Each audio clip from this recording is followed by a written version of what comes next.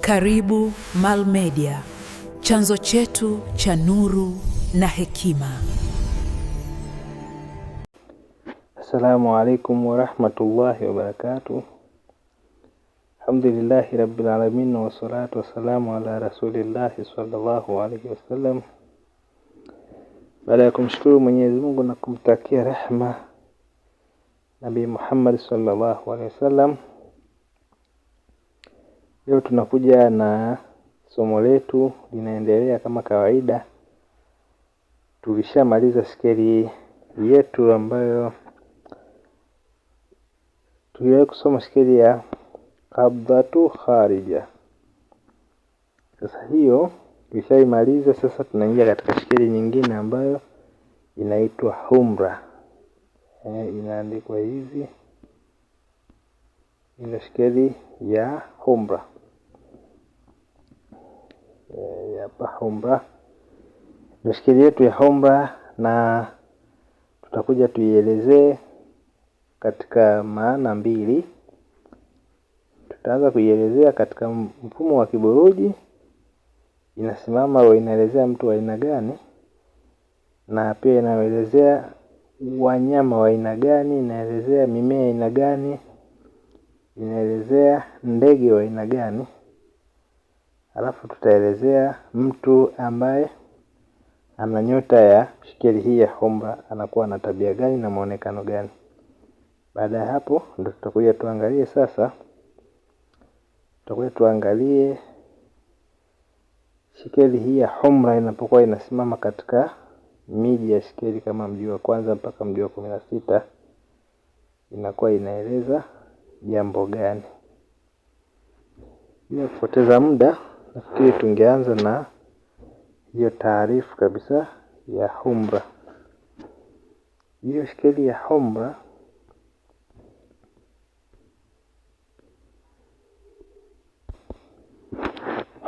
ina maana ya wekundu.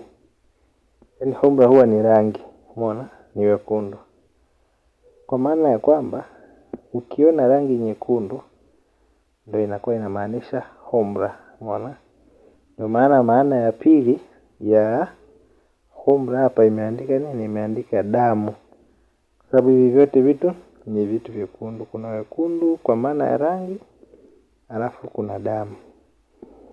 Sasa kitu ambacho natakiwa kukifahamu hapa ni kwamba wekundu wa humra na wekundu wa jaudala ni tofauti kidogo, umeona. Kwa sababu zote hizi zinatawaliwa na sayari ya Mars au sayari ya Mars.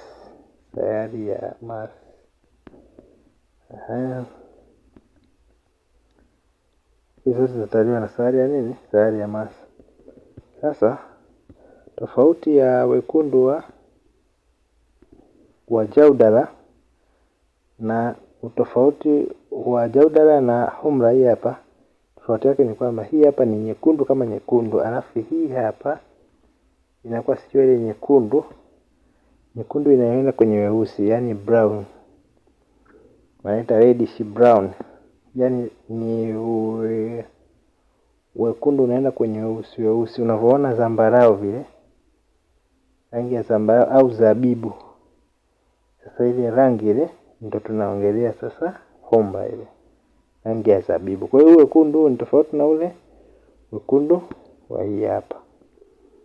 Ndio kitu ambacho kiwe tofauti hapo. Haya. Kwa hiyo tuna maana wekundu, alafu ina maana ya damu. Kwa hiyo sehemu yote ambayo ina umwagikaji wa damu huwa tunasema kwamba ni humra amefanya kazi yake hapo, umeona. Alafu jambo jingine ni moto mkali.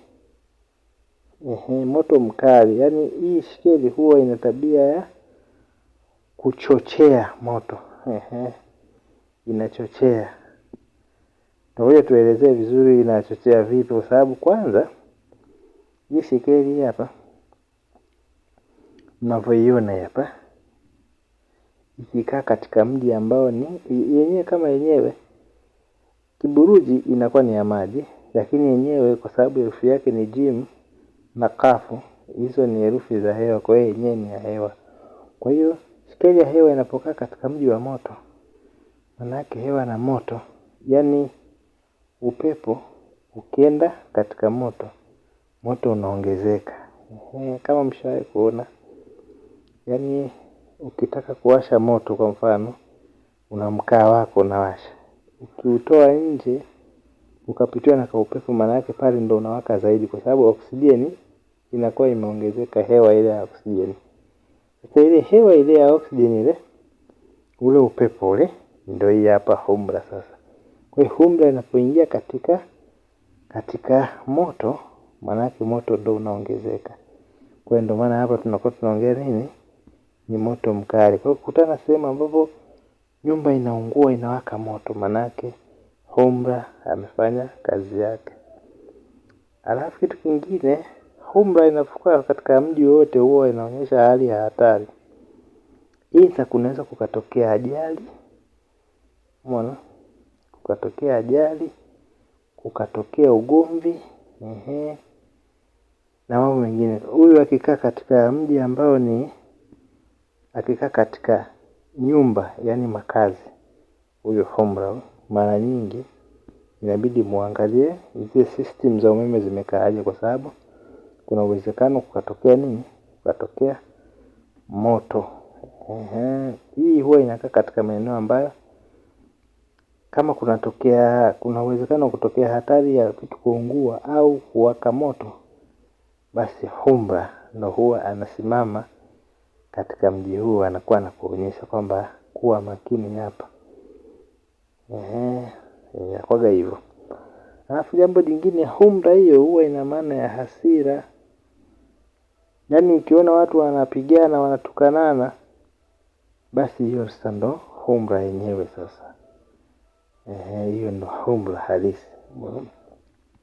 Tutakuja tuone vizuri itapokuwa kanaingia katika ile miji. Hapa nakupa nini? Nakupa ile maana zote kwa ujumla. Kuna uasi na usaliti. Hii humra huoga msaliti. Yaani kitendo cha mtu kumsaliti mwingine huwa ni tabia za humra. Alafu kuna ugomvi. Ukikuta watu wanapigana, humra ipo kazini. Alafu vita. Sikia Marekani anapeleka ndege wapi huko, anataka kwenda kuvamia kupiga vita. Sasa zile ndo tabia za humra.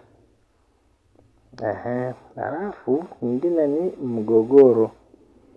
Sehemu ambayo imesimama hii humra huwa hapa kosekani migogoro. Ukiona imesimama mji wa tatu, unajua tayari hapa wana ndugu, hapa kaka dada sijui na tugani hawaelewani. Ikisimama kwa wazazi, ujue wazazi wana hasira hatari, kuna migogoro hapa. Kwa hiyo inakuwa hivyo. Ikisimama mji wa saba, unajua kabisa hapa kwenye ndoa kuna mgogoro. Umeona? Yaani inakuwa iko hivyo. Kwa hiyo humra huwa ndo ana tabia hizo. Sasa humra huyu hapo, hiyo skeli ya humra katika buruji inakuwa ni nge, yani akrabu wa marifi. Sasa yule marifi wa maji we ndo huyo hapa, ambayo ndo humra, ambayo huyu kidogo ana utulivu. Lakini tukija tukiongelea ile hiyo hamali, hamali wa marifi, kwa sababu huyu ni akrabu wa marifi. Sasa ile hamali wa marifi huyu hapa, huyu anaga subira kwa sababu ni wa moto. Lakini huyu wa maji kidogo anaka uvumilivu, ndio maana huyu hapa wahasahau. Yaani ukimkosea wahasahau, ila huyu hapa mnachapana, alafu baada ya hapo hana shida na wewe. Mnazichapa, alafu baada ya hapo hao kuwazi kabisa, yani hana mpango na wewe kabisa kwa sababu ishasahau.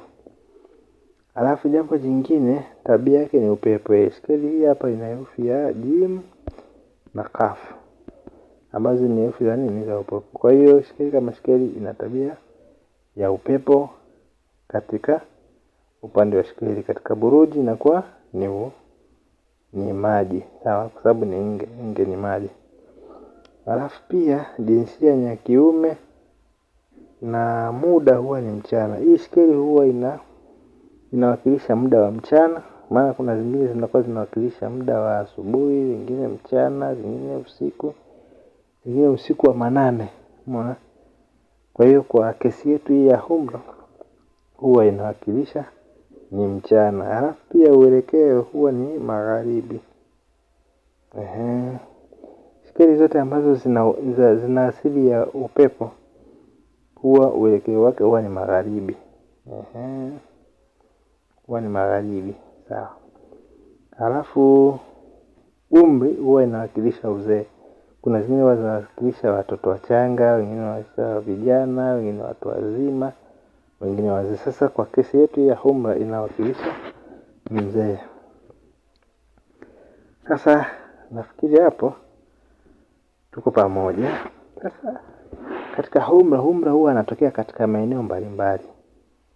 Hiyo hapo ilikuwa ni maana yake, na hapa tulikuwa tunaelezea katika upande wa buruji, tabia yake ya skeli na jinsia, muda, uelekeo na umri. Lakini huwa inajitokeza katika mimea.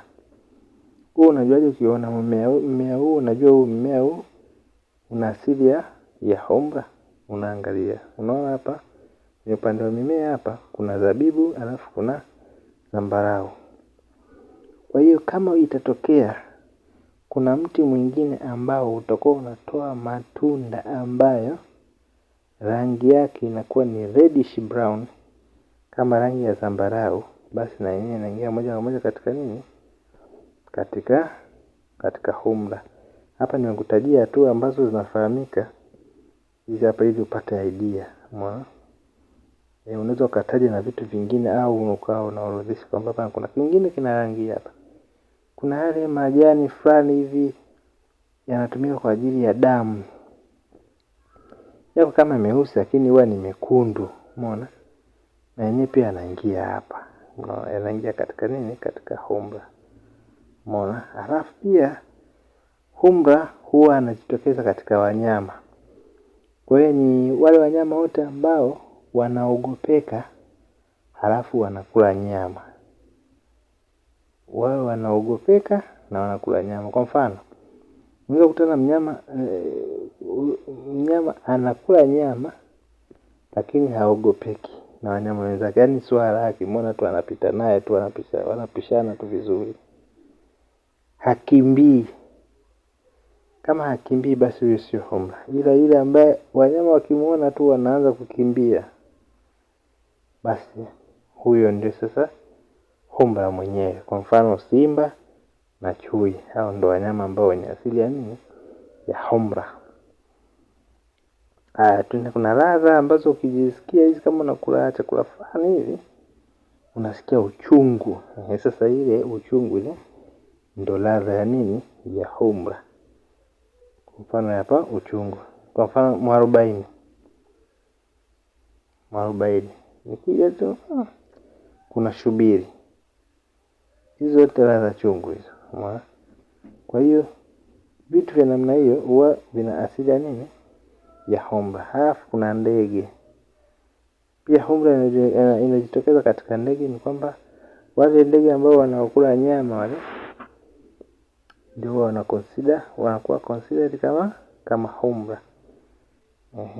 Wanakuwa ni akrabu wa mare. Kwa hiyo hizi buruji sio kwamba ziko tu katika binadamu, pia katika wanyama, katika mimea, zote zinacheza kote huko. Mpaka madini pia zote vipo. Umeona? Haya, hebu tuangalie kitu kimoja hapa. Hapa katika mwili wa binadamu, hapa kuna ini, alafu yaani mwili wa binadamu kwa nje inakuwa inawakilisha shingo au mdomo. Unakumbuka tuliwahi kusoma hapo kwamba hii hapa imefungua katika nini? Katika tunasema hapo ni kuanzia kwenye shingo hapa, kifua na mapafu hapa, ambapo katikati ambako ndio sehemu ambapo mtu anapumua, na ndio kwenye kuongea kunapatikana hapo. Kwa hiyo ndio maana hapa wasema kwamba inawakilisha mdomo au shingo. Na kama mnakumbuka vizuri, hii skeli hapa ndio inawakilisha kufanyaje? Kuongea. Sababu skeli huwa kuna haya ambayo inaonyesha kuona, kuna kuongea, kuna kukutana na kuachana. Sasa hii hapa huwa ni kuongea, umeona? Kwa hiyo kama ni kuongea hapa, inakuja moja kwa moja katika mdomo na katika shingo.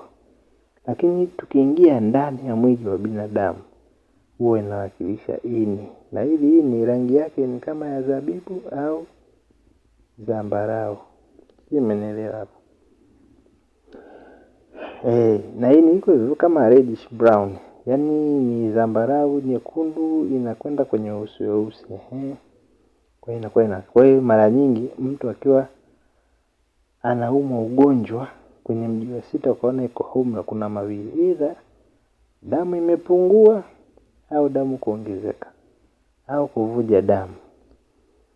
Sawa? Au tatizo la nini? La ini. Wanasema ini huwa ina mishipa mingi sana ya damu na damu inakuwa inazunguka pale.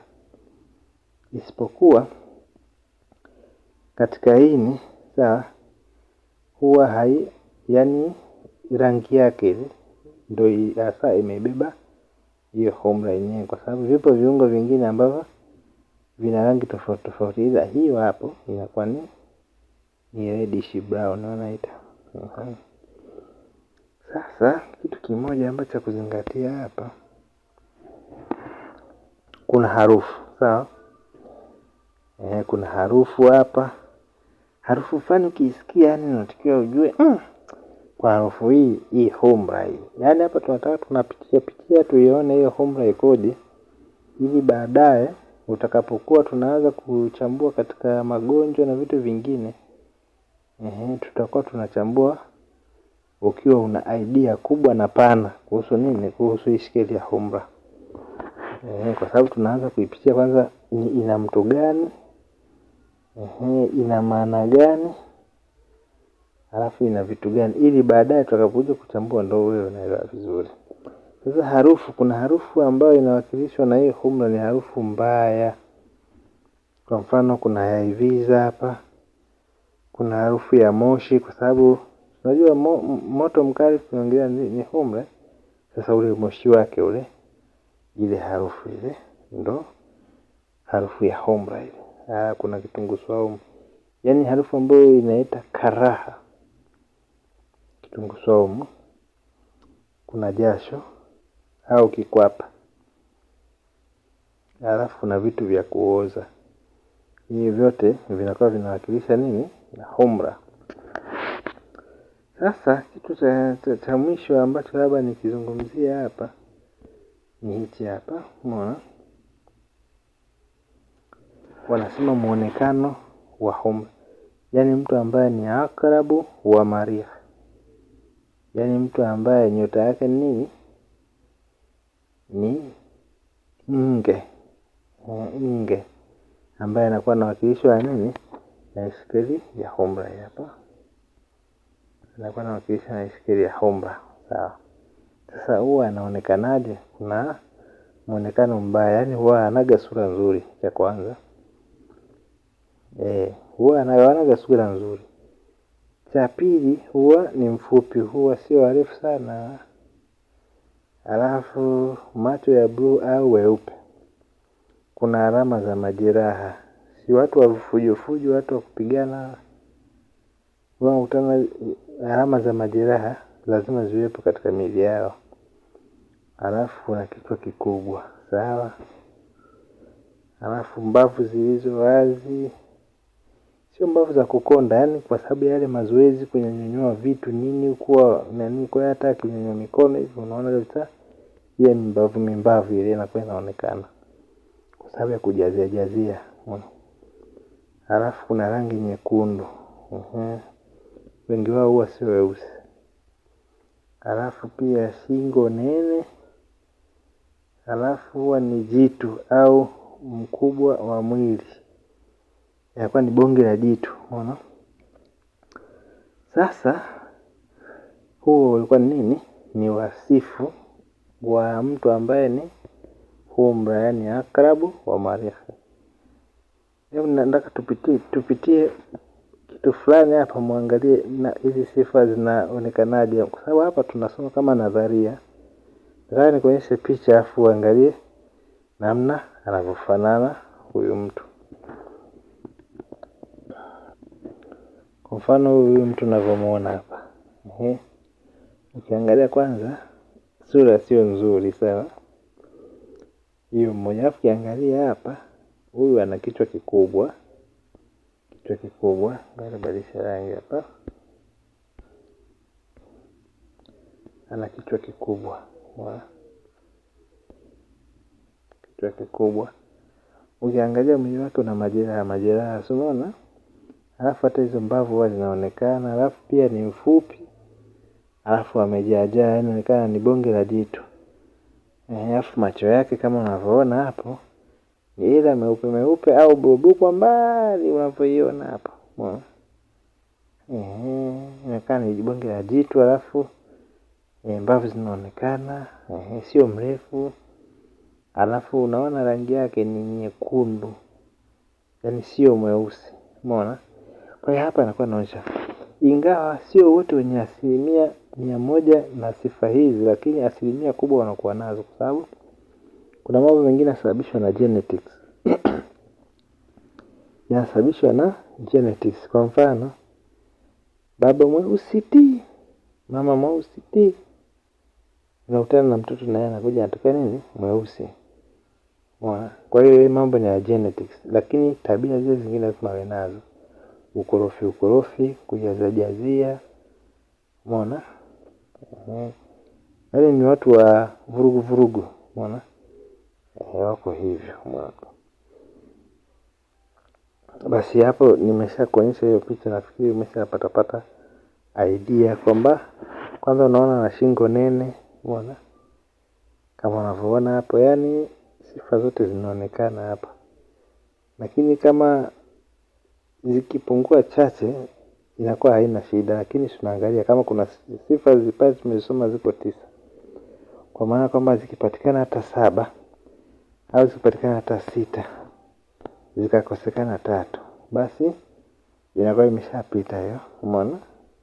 Cha msingi nyingi ziwe zinamuonyesha huyu mtu ni wa humra. Sawa?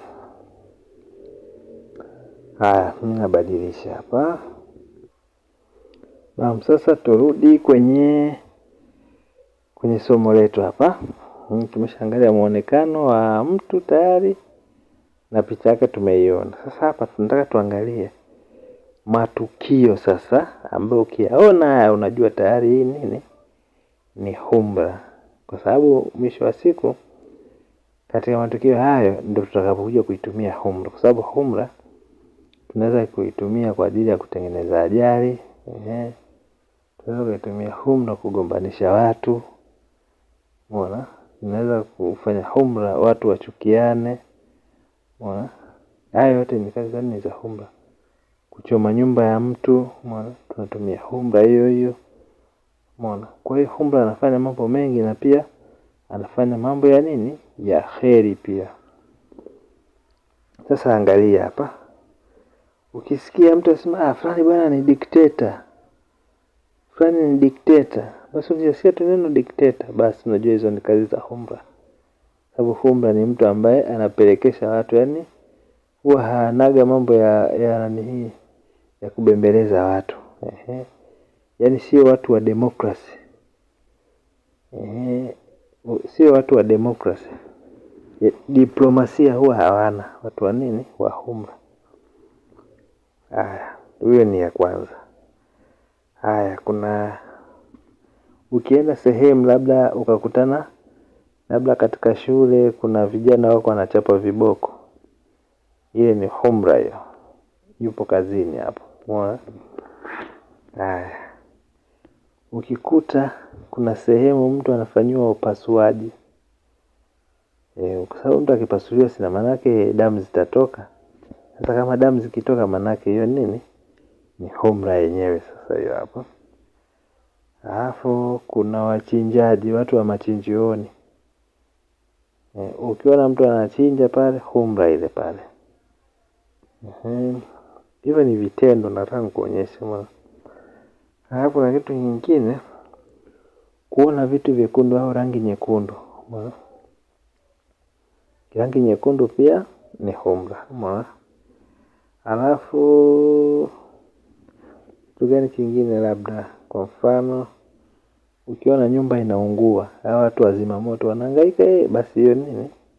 Ni humra. Na ukitaka kugundua hiyo, yaani ukiona zima moto wale wanaenda kuzima moto sehemu, angalia huo muda, utakuta ni muda wa maarifa.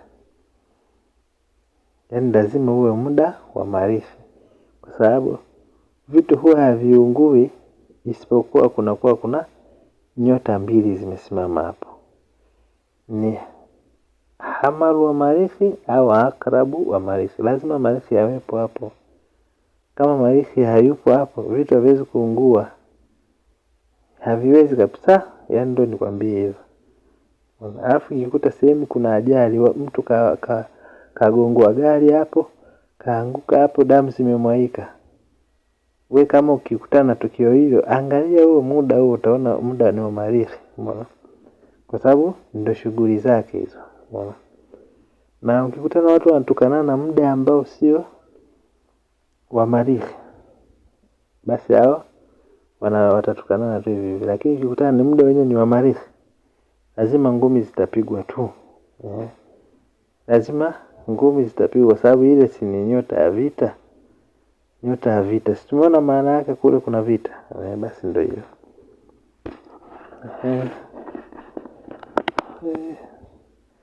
Haya, halafu kitu kingine tena, ukiona kitu kinapotea halafu kinapatikana, hiyo ni tabia nini? Ya humra. Umeona? Au mtu akiwa na matatizo ya ini, hayo ni matatizo ya nini? Ya humra hayo. Mtu ana matatizo ya kutokuongea. Tumesema kwamba humra ile huwa inasimamia mdomo. Basi ukiona mtu ana matatizo au bubu hawezi kuongea, maana yake hiyo shida nini? Hapo humra, hapo ndo amesimamia hapo. Umenielewa hapo? Basi nafikiri kwenye upande wa maelezo hapo tu tumeishia hapo. Tuangalie sasa kwenye upande wa nini? Wa shekeli. Sawa? Tuanze na mji wa kwanza. Sasa tuangalie katika mji wa kwanza huu hapa. Mji wa kwanza. Sasa mji wa kwanza katika shekeli hapa huwa ni mji ambao unahusika na nafsi. Maana yake huyo mtu alikuja ambaye mwenyewe amekuja muulizaji, anakuwa nimekuja ni mtu mwenye hasira. Kisema kwamba humra huwa inamaanisha hasira. Ni mtu ambaye ana hasira kali, umeona? Ndio cha kwanza hicho hapo.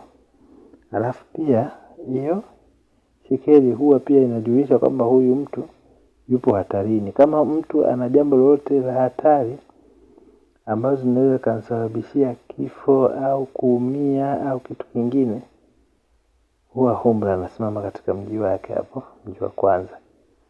Unajua kabisa huyu mtu yuko hatarini. Kwa hiyo kwa kwanza tumesema ni hasira kali. After pili ni mtu anakuwa yuko hatarini. Alafu huwa inaonyesha kwamba yule mtu, kama unaangalia tabia ya mtu, maana yake huyo mtu ni mkorofi, huyo mgomvi, huyo hatari. Umeona? Haya, alafu kitu kingine tena pale ni huwa kama amekuja kuulizia jambo, anakuwa mara nyingi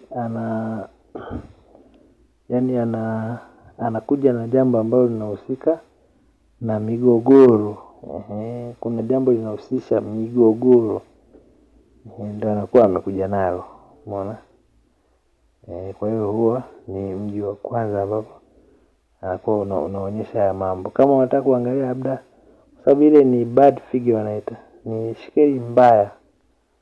Miongoni mwa zile shekeli mbaya na yenyewe ni shekeli mbaya.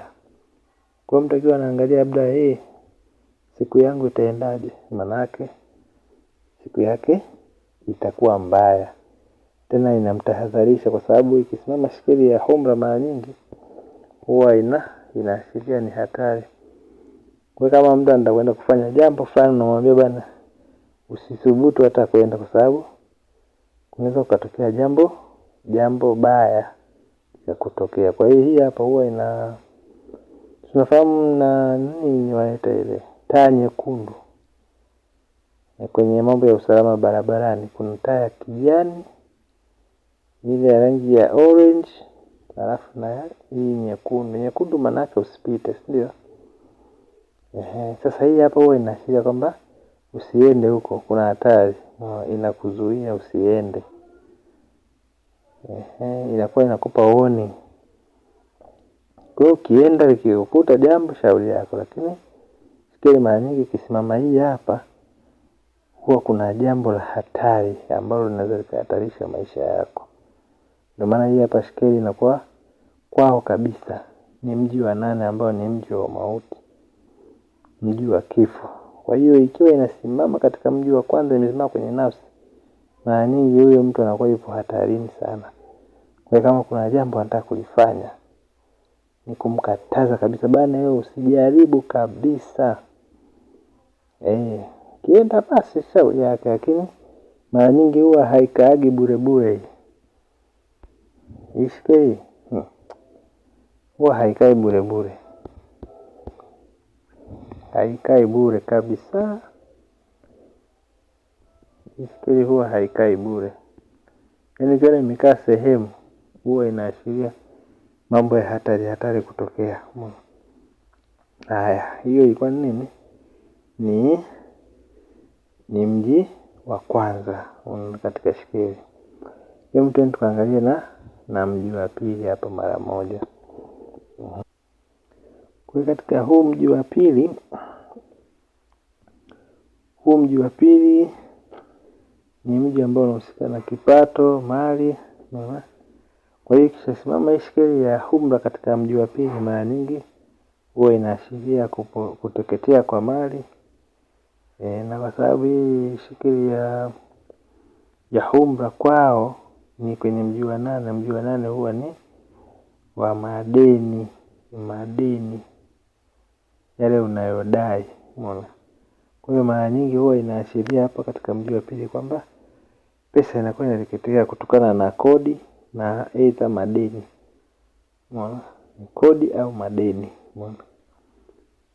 Pia hii inaweza inaashiria yani kupotea kwa mali labda kutokana na let's say kuibiwa, umeona? Alafu jambo lingine tena, kama ni mali ambazo labda ni zile za kuhamishika, kwa mfano kama gari, mara nyingi huwa inaashiria kwamba gari linaweza likafanyaje,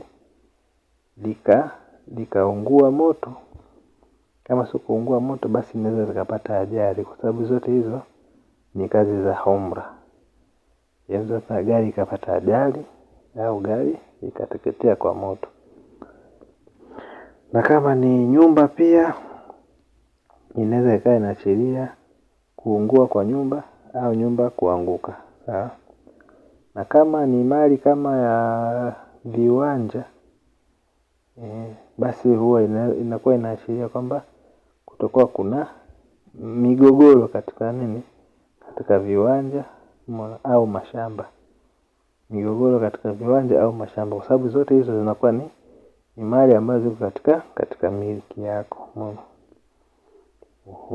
Au pia huwa inaashiria hasara katika biashara. Kama ni mfanya biashara, basi inakuwa inaashiria kwamba huyo mtu atapata hasara kwa sababu ya nini? Kwa sababu ya umra huyo, umeona? Ya umra kishasimama, maana yake hakuna faida tena. Hii ni bad figure, ni shekeli mbaya. Kwa hiyo kama ni faida katika biashara lazima uikose, umeona? Jambo jingine tena, kama unaangalia labda mshahara, ikasimama shekeli hii hapa ya umra, maana yake kunakuwa kunatokea migogoro katika malipo, umeona, au inakuwa inaashiria kwamba mshahara utakuwa ni mdogo, au mshahara ukiwa ni mkubwa, basi manake katika malipo hapo ndio mgogoro utakapotokea. Hapo mtazungushana umeona, kwa sababu ya hiyo humra ambayo inakuwa imesimama hapo katika mji wa ngapi? Mji wa pili, umeona. Haya, tuende tukaangalie mji wa ngapi? Mji wa tatu. Huu mji wa tatu ikisimama shikeli ya humra inakuwa inamaanisha kwamba sababu mji wa tatu unahusika na ndugu, maana yake hawa ndugu hawaelewani, wanakuwa wanavurugana wao kwa wao, kulaumiana na makelele kibao nini. Kwa hiyo wanakutana hawaelewani kabisa. Yaani ukiona imesimama watu hapo naambia ni hivi, kaka yako mnaelewana au dada yako mnaelewana? Atakwambia hatuelewani. Na lazima kwa kuna nini? Kuna ugomvi kati yao. Huyu huwa asimamagi hivi hivi. Yaani lazima asimame sehemu ambayo kuna mgogoro. Alafu kuna ugomvi wa jirani, kwa sababu hii mji wa tatu unahusika na jirani. Kwa hiyo ikisimama hapo, manake yeye na jirani yake hawaelewani. Unaona? Halafu pia huo ni mji wa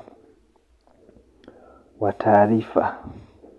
Kwa kama ni mtu anakuletea taarifa, manake anakuletea taarifa mbaya, taarifa ya ajali au ya kifo, umeona. Kwa hiyo inakuwa kama ni unaletewa taarifa labda ya kutoka kazini, manake unaletewa barua ya kuacha kazi. Yaani barua ambayo itakuja kukupa huzuni. Kwa hiyo kama ni taarifa yote unaletewa, manake inakuwa ni taarifa ambayo sio nzuri. Halafu pia huu mji wa tatu ni mji wa mawasiliano. Kwa hiyo inakuwa inaashiria kwamba wewe hauna mawasiliano na watu vizuri. Yaani wewe unakuwa hauongei na watu vizuri. Ni mtu ambaye labda unakuwa uko mkimya au unakorofishana na watu ovyo nini. Kwa hiyo watu wanakuwa wanakuchukia. Kwa hiyo ukishaona tu imesimama hapo, manake wewe kwenye upande wa mawasiliano wa kuongea na watu, interaction with people, unaona, inakuwa kidogo ni changamoto. Yaani unakuwa haujichanganyi na watu, hauzungumzi na watu vizuri. Kwa hiyo inakuwa iko hiyo kwenye upande wa mji wa tatu. Halafu pia mji wa tatu unahusika na safari hizi fupi fupi. Let's say kuisema kama mji wa tatu unahusika na safari ambazo ni chini ya maili 200. Sasa kama ni safari za maili 200, tunatoka hapa wilaya moja kwenda wilaya nyingine, unaenda kufanya biashara au unafuata jambo lako, ukiona imetokea shikeli hii hapa ya humra, unaambiwa usiende, umeona. Maana yake kuna hatari huko, inaweza katokea ajali, umeona, au jambo lote ambalo litakuja kuhatarisha maisha yako, umeona. Kwa hiyo inaweza ikawa sio kwenye gari labda, au ukakutana na kitu chochote kile ambacho hatarishi katika maisha. Kwa hiyo huyo ndio anakuwa nani? Ni humra katika mambo ya safari. Halafu pia kuna elimu ya watoto wadogo. Kwa tuisema kwamba mji wa tatu unahusika na elimu ya nursery and primary. Kwa hiyo kama unaangalia elimu ya mwanao, maana yake inakuwa ni elimu ya kudumaa, sio ya kuendelea au ya kukua. Na kama unaangalia ufaulu, basi inakuwa ni kufeli, kinyume chake. Wewe ndio inakuwa ina maana hiyo katika huu mji wa tatu. Na mengine mengi ambayo unaona yanaweza yakawa yanahusika hizo katika mji wa kwanza, wa pili au wa tatu. Basi utakuwa unatoa tafsiri kama jinsi ambavyo humra ilivyo na maana. Kwa hiyo inshallah Mungu akijalia tutaendelea na mji wa 4 mpaka mji wa 8. Mji wa 4 mpaka wa 8 hapo. Tutakuwa tunaenda hivyo taratibu, tunachambua mpaka tutakuja tunamaliza hii biidhnillahi taala. Hadha, assalamu alaikum wa rahmatullahi wa barakatuh. Kwa masomo mazuri kama haya, usisahau kusubscribe, kulike na kushare channel hii.